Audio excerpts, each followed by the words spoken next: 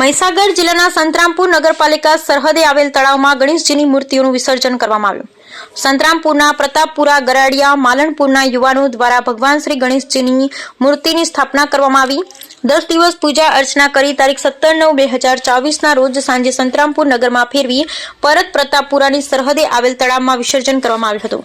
ઉલ્લેખનીય છે કે આ તળાવમાં વર્ષોથી અનેક પ્રકારની અને આખા સંતરામપુર નગરની મૂર્તિઓનું વિસર્જન થતું હતું, પરંતુ છેલ્લા કેટલાક સમયથી ગરાડિયા ગ્રામ પંચાયતના સરપંચ દ્વારા કલેક્ટર શ્રીને તેમના પોતાના લેટર પેડ ઉપર આ બાબતે વિરોધ કરી આ તળાવમાં કોઈ પણ મૂર્તિનું વિસર્જન નહીં થવા દેવાની લેખિત રજૂઆત કરી હતી. ત્યારે વિસર્જનના 2 દિવસ પહેલા તંત્ર દ્વારા આ સરપંચને બોલાવીને તેમના પ્રતાપપુરા ગરાડિયાના યુવા મંડળને બોલાવી સમજાવટ કરાવવાનો પ્રયાસ કર્યો હતો, પરંતુ ગરાડિયા ગ્રામ પંચાયતના સરપંચ શ્રી ડોડિયાર પ્રકાશભાઈ મોહનભાઈ નહીં માનતા વિસર્જનનો રૂટ યથાવત રાખવાની ફરજ પડી હતી.